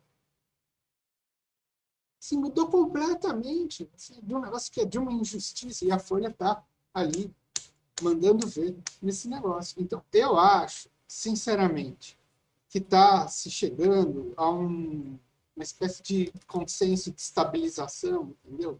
Na postura desse negócio de um, como que você pode dizer, de um congelamento da posição que é a pauta dessas reformas todas, porque você pode ter certeza do seguinte, a reforma administrativa, o pano de fundo dela, sabe qual vai ser, né? Vai ser fundamentalmente preservar esses setores que estão procurando autonomia e um certo corporativismo e que significam o novo poder de Estado que está se implantando agora dentro do reboot. O resto, enfim, é passar o rodo nisso aí, entendeu? Passar o rodo nas universidades, na ciência, na burocracia do atendimento ao público, na política social, na ciência e tecnologia, nas estatais, enfim, é para não sobrar nada. É para sobrar o quê? Judiciário, Ministério Público e segurança. Segurança, como falar, como se fala isso? Lato Entre senso, a, incluindo militares, evidentemente, né? Incluindo militares. sobretudo militares. Sobretudo, Sobretudo, exatamente. Olha todo só, mundo. Piero, eu olhei aqui, o Elia Jabbour e o Eduardo Costa Pinto estão prontos para entrar, e vão entrar juntos, inclusive, para a gente fazer rapidamente o panorama da economia no Brasil e no mundo. Vou mandar para eles o link já já, mas tem uma última coisa que eu queria comentar, que é o seguinte, até você, a gente conversou isso fora do ar, você falou, olha, essa não é a minha praia, não, tampouco é a minha, embora eu tenha estudado economia lá na Toca do Lobo, lá na Pontifícia Universidade Católica do Rio de Janeiro, né? Fiz 2 anos aí, mas é muito complexa essa história da semana, do projeto de lei do líder do PT no Senado, senador Rogério Carvalho, sobre a superação do marco das operações compromissadas e tal, que é um debate interessantíssimo, né? E que você vê até pessoas é, desenvolvimentistas de escolas diferentes. Então, nesse caso aí, duas que quem nos vê conhece, né, comenta aqui no programa. De um lado, por exemplo, tanto o Paulo Gala como o André Roncalli acham que foi bom, que o projeto é bom. O senador Rogério conversou comigo, falou que a origem do projeto são economistas de esquerda, né, e falou que a resistência, segundo ele, o lobby no Congresso para a não aprovação desse projeto são justamente os bancos privados brasileiros. Mas, do outro lado, você tem o pessoal da Auditoria Cidadã, Maria Lúcia Fatorelli também, Zé Carlos Assis publicou um artigo criticando. O Gustavo Galvão foi quem eu procurei, porque o Gustavo Galvão é mineiro, mineiríssimo, né? Então, aquela pessoa que ele não briga com ninguém, ele vê mérito em todo mundo. Aí eu falei, bom. E ele falou, não, na história lá do gráfico da Pix, ele falou, olha, o pessoal da auditoria, Maria Lúcia Fatorelli tá certo, mas o Paulo Gala também tá certo, ele consegue conciliar os irreconciliáveis, tudo certo. Então eu falei, bom, o Gustavo, que é essa pessoa que vê mérito em tudo, vai poder tirar uma mediana. E ele escreveu um artigo que saiu publicado nessa manhã, andou pro Expresso. Desse lado ele não ficou no meio termo, dessa vez ele não ficou no meio termo. Ele ficou e falou, olha, é ruim, mas não pelas razões que estão sendo apontadas pela Auditoria Cidadã. O artigo já foi publicado nessa manhã, quem quiser conferir, já está lá no nosso site, depois do programa, dá uma lida lá.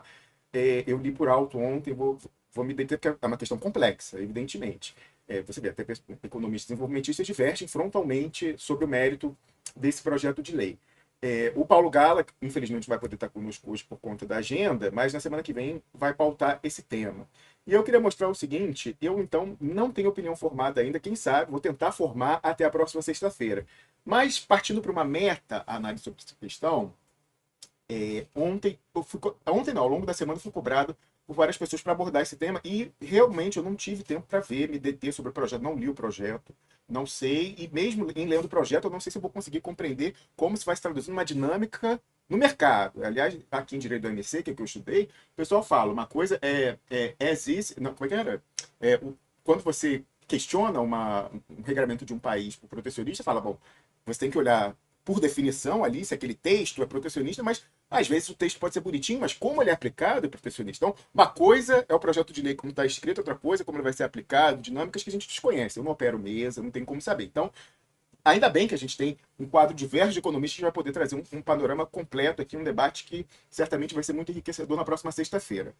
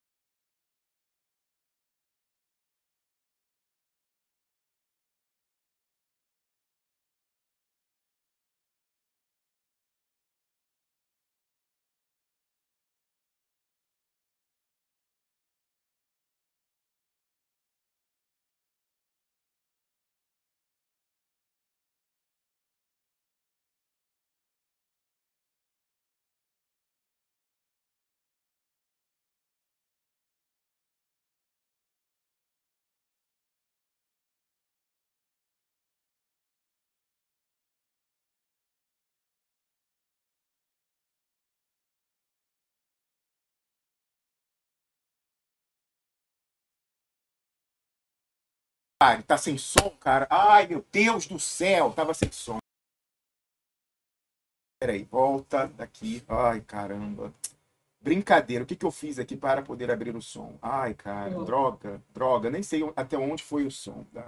É isso que a galera tava tentando me avisar. Assim que você começou a compartilhar a tela. A tela, pois é, brincadeira, vou ter que ficar lembrando disso até o fim do programa. Então vamos lá. É melhor você não compartilhar mais essa tela, não. Não, dá para fazer, que nem eu fiz aquela hora, mas olha só. Agora ficou dobrado e agora sim. Então, olha só. Ai, paciência, olha só, o pessoal tá me ouvindo agora com a tela. Bom, o que eu dizia era o seguinte, uma expressão que me marcou, Karina Eskin, eu estava divulgando o programa de hoje, compartilhando um tweet do Elias Jabbour, e aí, na sequência, ela foi e comentou um off-topic aqui, falando, Rômulo, divulgue essa canagem, aspas, adjetivação, tudo isso é aspas, como está escrito, eu estou lendo. Divulgue a sacanagem do PL 3887-2020 do senador Rogério Carvalho, do PT, para legalizar a farra dos bancos. Apresentaram ontem e votam hoje. Só pode ter sido escrita por banqueiros, o PT e as esquerdas mudas.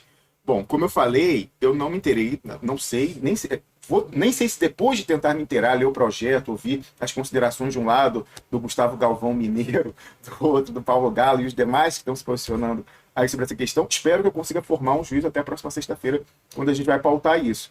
Mas, de qualquer forma, o comentário que eu fiz em cima desse tweet foi mais genérico com relação a uma diferença de visão tática entre nós aqui no Duplo Expresso e o pessoal da Auditoria Cidadã, que tem um trabalho sensacional de lobby cidadão, né? De pegar, ficar monitorando as pautas do legislativo, que não é trivial, você ficar vendo, ó, votaram isso, tiraram isso, vão votar isso e tal, observarem quais são os lobbies não cidadãos que estão se posicionando lá para alertar quem está fazendo e tal. Pode haver divergência no mérito, né? Tem coisas que a auditoria julga ruim, como esse caso, e outras pessoas desenvolvimentistas, como Paulo Gala e o André Roncalha, consideram positiva essa evolução aí do projeto do senador Rogério. Inclusive, o senador Rogério entrou em contato comigo ontem e falou que, na origem, né, quem ajudou tecnicamente ele a formular isso teriam sido economistas de esquerda, né, economistas desenvolvimentistas. Mas aí o nosso comentário, então, foi sobre essa divergência tática, porque, sem entrar no mérito, se é bom ou ruim esse projeto, o que eu sei é que os que são ruins já estão aprovados, Piero, até 2030.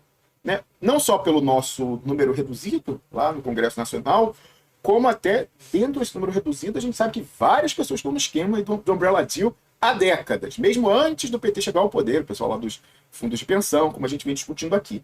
Então a gente tem uma divergência tática que a gente acha que fazer esse tipo, ou pelo menos alocar os nossos recursos modestíssimos de comunicação nesse combate, na véspera da votação, falar tal, Inês é morta, né? O projeto está dado, e a gente está acumulando derrotas, né, fragorosas aí. É importante esse trabalho de pedagogia, então de vir com uma linguagem acessível, material gráfico bonito para as pessoas saberem o que está acontecendo, mas sobre mudar ou não voto de ministro no STF, como a gente viu recentemente com a história da Petrobras, mudar placar de votação no Congresso, bom, a realidade empírica está mostrando que não está funcionando. Então essa é a divergência que a gente tem nesse momento. Aí eu vou colocar aqui, agora sim, tô com som, um comentário que eu fiz em cima dessa cobrança aí de uma expressão que não foi a única. Várias pessoas pediam para me posicionar. Eu falei o seguinte, olha, não sei os detalhes, não sei mesmo, mas procurei saber. E a gente vai trazer esse debate para cá na próxima sexta-feira, continuando a minha postagem de ontem. Mas repito o que falei em outras votações, eu botei votações entre aspas, né, porque, enfim, não há realmente uma escolha, no Congresso, no plenário do STF, etc., né, votações entre aspas do gênero. Não adianta fazer chacrinha em Brasília e nas redes sociais quando Inês já é morta. A votação de ontem era a do Banco Central. Nem sei qual foi o resultado ou se foi pautada efetivamente. No outro dia foi a da Água, a da Previdência, a da Petrobras, seja no Congresso, seja no STF. Amanhã será a do Gás, né, que está aí, parece, já entrando, reforma administrativa, tributária, independência do Banco Central, etc. Qual que é a nossa visão aqui no Duplo Expresso? Tratemos com nossos limitadíssimos recursos a causa e não os sintomas. Mais útil pelo menos, seria auditar as contas CC5, a lista VIP do Banestado, os Odebrecht Papers, o Umbrella Deal e os seus anexos, né? 160 lá itens da soberania brasileira listados para serem rifados e vêm sendo rifados há 30 anos, seguindo o cronograma original, isso que é mais incrível. Não. Você discorda que seria mais útil? Não estou dizendo que a gente ia virar o jogo, mas não seria mais útil do que fazer uma chacrinha, um lobby, uma pressão num resultado que já está dado, mesmo que essas pessoas sofram. Olha, estou votando com dor no coração, eu choro, me tranco no banheiro para chorar porque estou votando o fim da Petrobras. Mas vota, porque ela está pendurada do Secretaria Transnacional. Então, eu acho que seria mais útil tratar da causa e não do sintoma. Mas aí, qual o problema, Piero? Por que isso leva a um isolamento em várias dimensões? Aí é encarar a besta de frente. Perder, que implica, inclusive, perder interlocução com parlamentares. Não conseguir mais, por não ter mais esse tipo de interlocução, audiência pública, seja no STF, seja no Congresso. Não ter mais abertura nos veículos do Piguinho Vermelho, principalmente os 2 canais, alegadamente, de Daniel Dantas, lá o operador do Umbrella Deal há 30 anos. É um preço que o Duplo Expresso paga. Infelizmente, até aqui, sozinho. Né? Mais de um comentarista, e aqui eu estou falando, uma divergência fraterna. Pode ser que essas pessoas estejam certas e a nossa abordagem esteja errada, seja menos eficaz. Mas mais de um comentarista do programa recebeu pressão de deputados que falou o seguinte: olha, você quer continuar fazendo audiência pública aqui no Congresso e tal? Você quer me ajuda para conseguir audiência pública no STF e tal? Não pode ir lá mais no Duplo Expresso. E a pessoa fez ali o seu cálculo político, talvez esteja certa, e optou por manter esse tipo de interlocução e conseguir audiência pública. Precisa que seja mais útil a audiência pública do que aparecer aqui comentando. Estou falando, é mais de um, tá? É mais de um que aconteceu isso. Mas a nossa visão aqui é que, em vez de chegar na véspera, na semana, no dia, e falar, gente, olha aí o absurdo tal, se a pessoa não tem mais livre-arbítrio no Congresso, no STF, que está todo mundo pendurado na docracia, de que adianta você tentar trazer o mérito? Quantas vezes a gente não viu pessoas sensacionais, comprometidas com o Brasil, que vieram aqui e falaram: olha, eu fui de gabinete em gabinete, bati na porta, levei os estudos, mostrei para o ministro A e B, o senador A e B, mostrei que era um absurdo e tal, e mesmo assim chegou na hora, não se convenceu, votou contra e tal, não sei o quê. Mas essa pessoa está aberta ao convencimento técnico? Mesmo que de coração ela é brasileira e tal, se ela for para cadeia por votar a favor do Brasil, o que é mais forte? Qual argumento é mais forte? As estatísticas ou ela ir para cadeia? Bom, empiricamente parece que o mais forte é o argumento de ir para cadeia. Então essa é a nossa divergência tática, respeitamos essa posição, mas a divergência tática com relação a quem optou por manter essa interlocução com deputados e senadores que podem garantir a audiência pública no Congresso Nacional e na Câmara dos Deputados. Enfim, né? E aí, mas veja você, eu gostaria sinceramente que por favor. Peraí, você está sem som. Agora está com som. Pode falar. Porque você vê que a coisa não se limita a dizer assim, deixa aqueles malucos lá falando de Banestado. Você está entendendo? Significa assim, eu quero que se fale tal coisa e não quero que se fale sobre aquilo. Há uma diferença em relação a isso. Pois é. Nesse caso específico, assim, como eu te falei, esse tipo de escolha, falar de Banestado, lá quando a gente conseguiu a lista em fevereiro, implica perder interlocução com parlamentares de todos os partidos, aparentemente. Bom, não é segredo que lá, no dia que eu recebi, em 17 de fevereiro, eu mandei também para o pessoal da Auditoria Cidadã. E a gente sentou em cima 4 meses esperando eles fazerem auditoria. Aliás, eu tive que aguentar, nesses 4 meses, o pessoal me acusando de ter operado, de terem me dado uma grana para eu sentar em cima, como todos os que sentaram em cima há 20 anos, e eu aguentando esse calado, falando, gente, estou esperando a auditoria e tal. Não aconteceu. Aí foi justamente no dia seguinte da votação da privatização da água, uma conversa privada entre mim e você, que você falou: olha, a gente já deu 4 meses e meio, aliás, né? Não é a prioridade, digamos assim. Pode ser que um dia venha, mas ali na alocação dos recursos, que também são escassos, não é a prioridade. Bom, a análise que você botou aí, que foi um texto que eu publiquei, de que vai ver, e era nessa linha, né? O resultado está dado de votação no Congresso, no STF está dado porque o pessoal está pendurado, né? E tal, não sei o quê. Não é hora de soltar essa bomba? Até falei, você tem razão. E aí eu tava já editando o título do programa, mudei tudo, falei, Banestado e tal. Enquanto estava ao vivo, o pessoal viu, ao vivo no programa, eu fui subir para o site e publiquei, e começou aquela confusão com o site vindo a ser hackeado pouco tempo depois, né? Nessa história toda aí, a confusão em que estamos metidos até aqui, enfrentando assim, esquemas sofisticadíssimos do imperialismo. Então, essa questão. Ninguém mais falou de Banestado. A gente viu que os veículos aí se esforçaram, veículos alegadamente Daniel Dantas, em desconstruir e esvaziar a pauta. E são veículos que franqueiam espaços para as pessoas falarem e se projetarem. Então, realmente, a nossa opção é essa de encarar a besta de frente, que implica custos, sim. Custo de não ter mais locução, de não sei o quê. Mas, enfim, a divergência vai ver que a outra aposta de não falar, não auditar Banestado e fazer audiência mais eficaz na luta. Mas há essa divergência. Agora, o que eu queria pedir para as pessoas e que não houvesse demonização dos atores. Né? Então, eu queria mostrar por quê. Por favor, Piero, fala. Você vai falar alguma coisa? Você está me ouvindo, Piero? Travou. Deu uma travada, né? Mas continua, eu acho, salvo engano, salvo melhor juízo, ainda estamos no ar. Deixa eu olhar aqui. Então. Aí o que aconteceu? Agora, por favor. Diga. Não, vai, fala. Não, eu ia falar o seguinte. Fazer um paralelo. Por favor, olha, por favor. Aí olha o que aconteceu.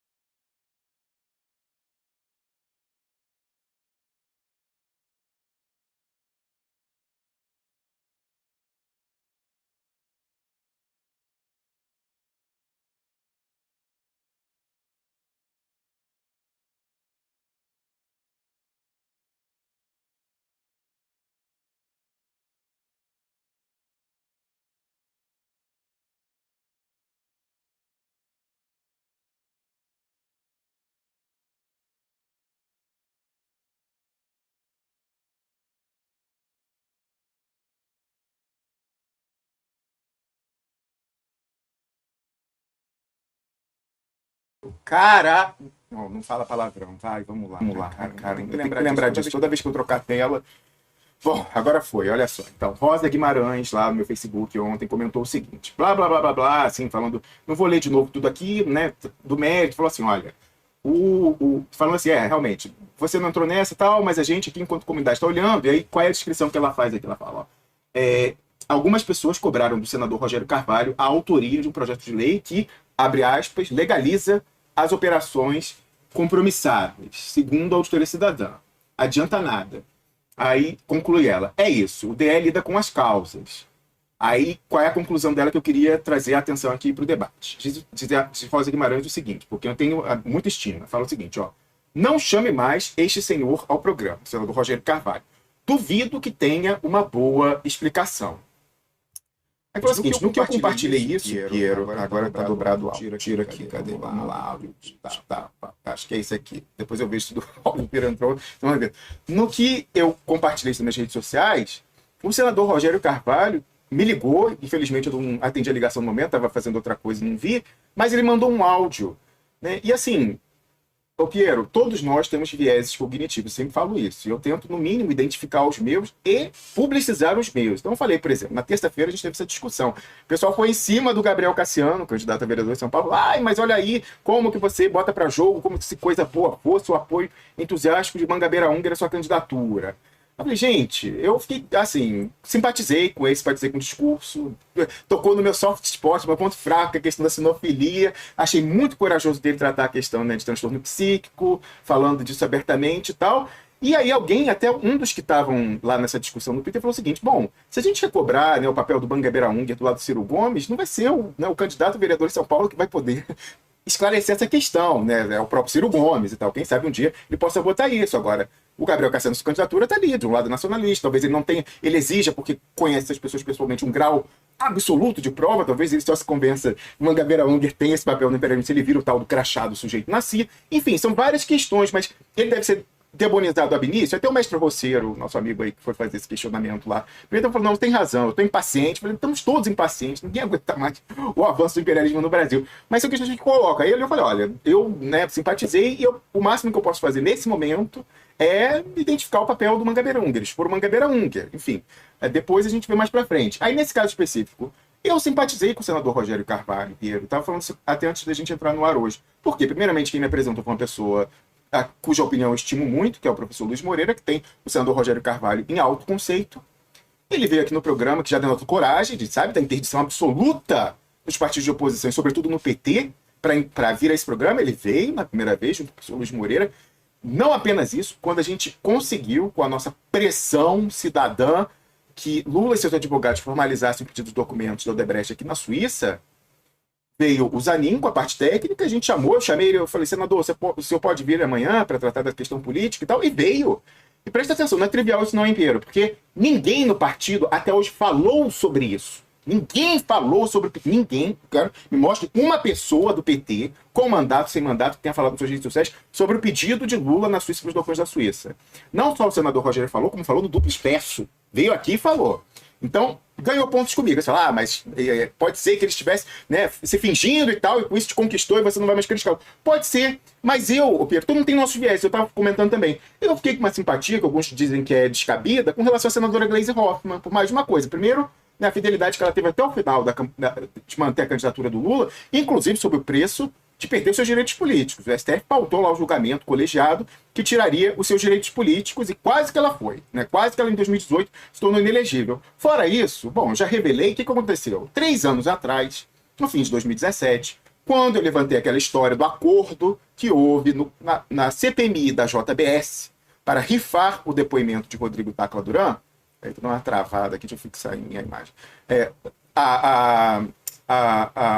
A CPMI da JBS, o Piero caiu.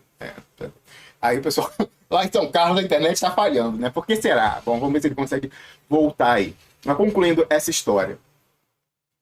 Eu fui saber, né? Então eu levantei a informação de que houve um acordo entre a bancada ali do golpe do Temer com o Sérgio Moro, com os 2 representantes do Partido dos Trabalhadores naquela CPMI, no caso, Paulo Pimenta e Badidamus da Mus, para tirar do relatório final qualquer menção a Rodrigo Tacla Duran.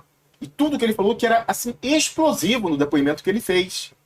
Houve esse acordo. Eu levantei que houve esse acordo e que os 2 representantes do PT, indicados pela bancada, indicados pelo partido para comporem aquela comissão, entraram no acordo. Aí eu pensei, bom, vai ver que esse acordo vale a pena. Vai ver que combinaram que, em troca disso, vai ter o voto divergente do TRF4 lá em janeiro de 2018, isso no final de 2017. Vai ver que foi uma orientação do partido, vai ver que foi uma orientação do Lula, vai ver que foi uma orientação dos 2, do Lula e do partido, sei lá eu. O que eu fiz antes de publicar? E eu não precisava, hein? Atenção, não precisava, mas o que eu fiz? Eu quis saber, de repente até poderia considerar o que fazer, como tratar editorialmente esse furo, né?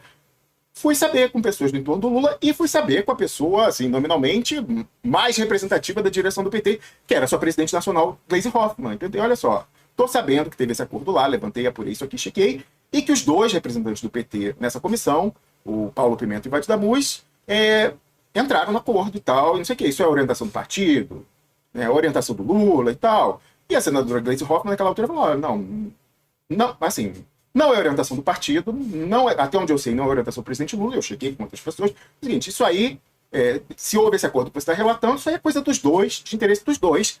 E aí foi além, antes que eu perguntasse, eu considerasse, falou o seguinte, olha, tem mais. Isso aí que você apurou é importantíssimo. Quer dizer que teve um acordo do Sérgio Moro com o Temer para tirar algo que é muito constrangedor para o Sérgio Moro. Expor isso é expor a Lava Jato, expor a Lava Jato, esfragilar a Lava Jato, é importantíssimo para a luta pelo presidente Lula, para a candidatura e para ele ficar livre. Naquela altura ele não tinha sido preso ainda. E se ela tivesse tido algo diverso, eu não ia publicar? Não, acho que eu publicaria. Mas eu fiquei muito aliviado de, antes que eu perguntasse, ela falou, independentemente desses 2 aí terem feito isso, publique, porque isso é bom para a causa do Brasil, bom para a causa do presidente Lula. E assim eu fiz. E olha que eu fui tão bacana, que quando eu publiquei, eu falei que o acordo era entre o Sérgio Moro e o pessoal ali da bancada do golpe. Tirei o papel dos 2 representantes do PT naquela comissão.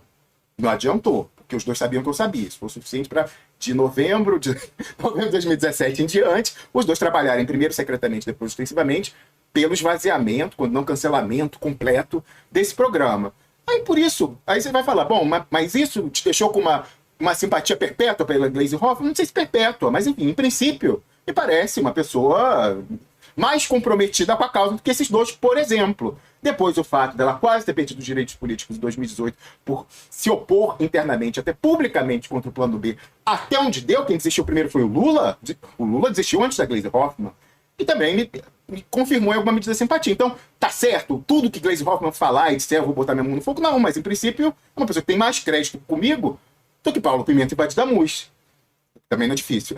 Agora, mesma coisa o senador Rogério Carvalho. Então, em princípio, me parece uma pessoa bem intencionada, o professor Luiz Moreira tem ele em autoestima, e eu acho que vamos olhar o mérito primeiro da questão, que, poxa, pessoas que eu acho, né, posso estar errado, mas 2 pessoas que me parecem igualmente empenhadas na causa de desenvolvimento do Brasil, Paulo Gala e o Gustavo Galvão, têm opiniões frontalmente opostas, 180 graus sobre o projeto. Vamos ver, eu espero que eles sejam didáticos o suficiente para cada um de nós, sem a formação em economia, possamos formar o nosso juízo sobre essa questão no debate que vai ser feito aqui na próxima sexta-feira. Mas eu queria só colocar o áudio do senador Rogério, que me mandou então.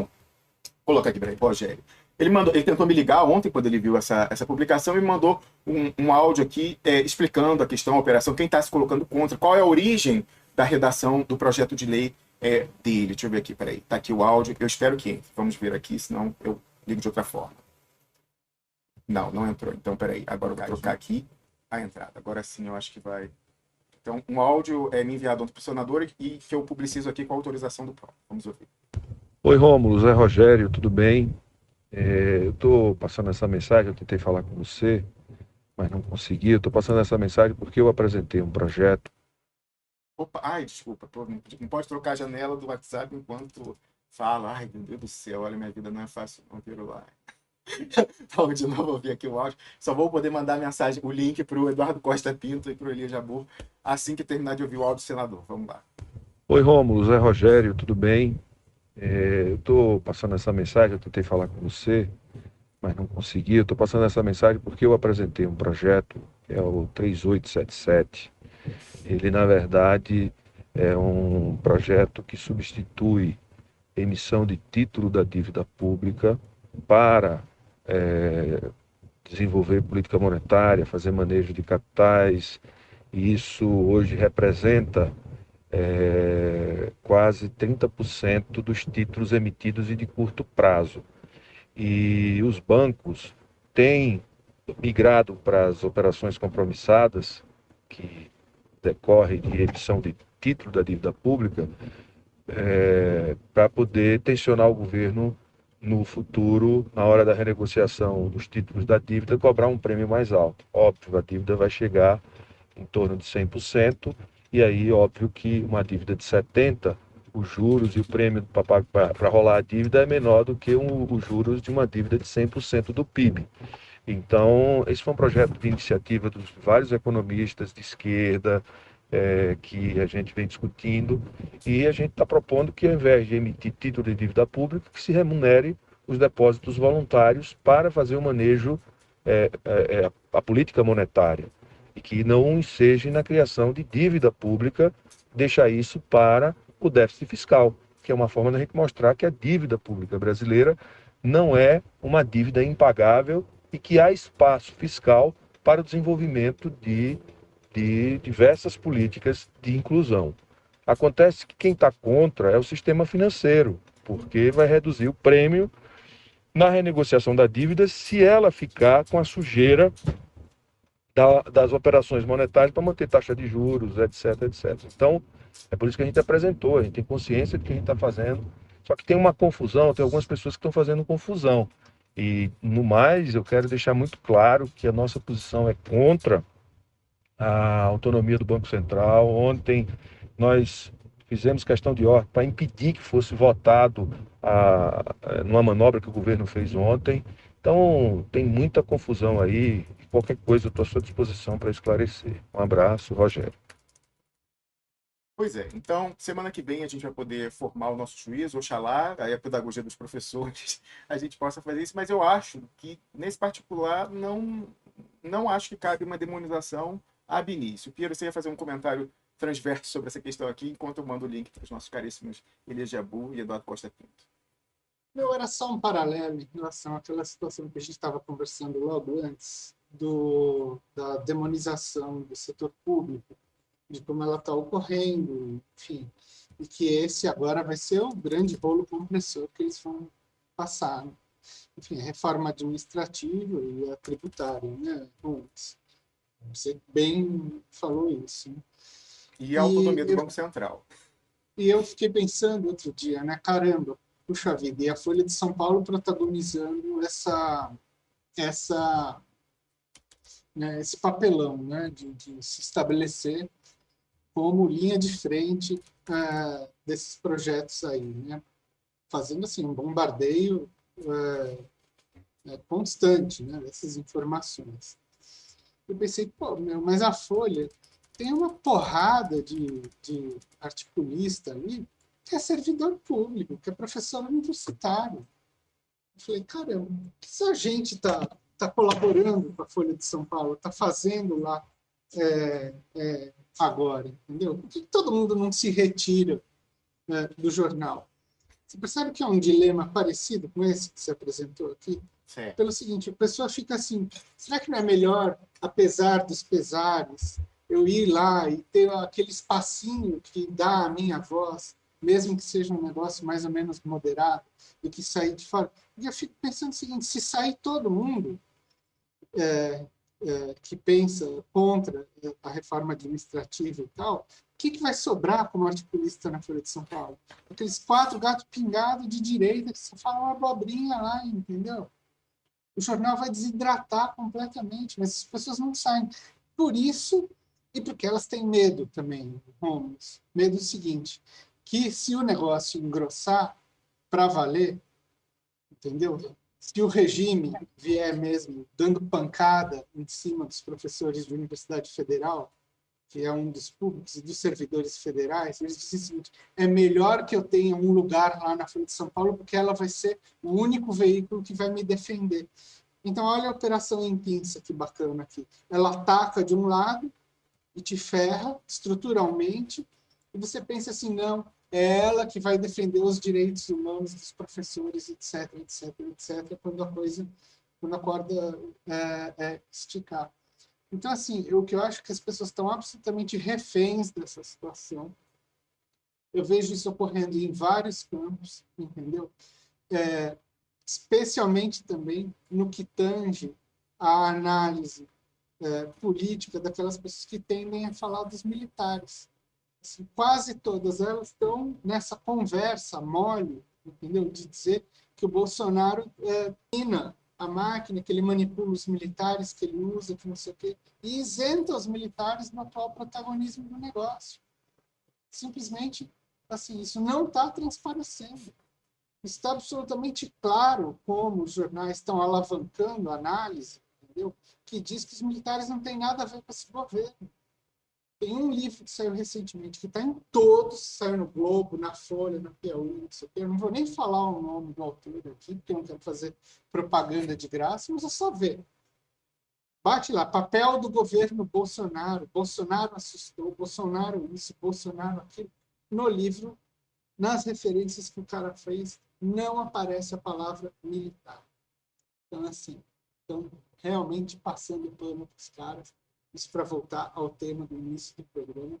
Então, assim, está uma operação de polimento geral em torno disso. Eu acho que enfim, é essa a parada aí. Romulus, é o seguinte, cercamento dos espaços. Daqui a pouco é o seguinte, não vai sobrar nada, entendeu? Só vai sobrar o BR. Não é possível um negócio desse. E, gente, quer dizer, era óbvio, né? Porque eu já falei, inclusive, estamos aí com o Ilha Jabur e o Eduardo Costa Pinto na sala, por um acidente pessoal histórico, Pedro. Se eu não tivesse vindo fazer meu doutorado aqui, não tinha, e estava o domínio espectro total fechado, né? Mas da zebra, às vezes, enfim, a gente não sabe, o imponderável, e na nossa pequeno Não é que tem análise aqui, ali, que sai, tem gente que fala coisa legal, mas é assim, está fragmentado. Um espaço que sai condensado no negócio, eu só vejo aqui mesmo, não tem outro.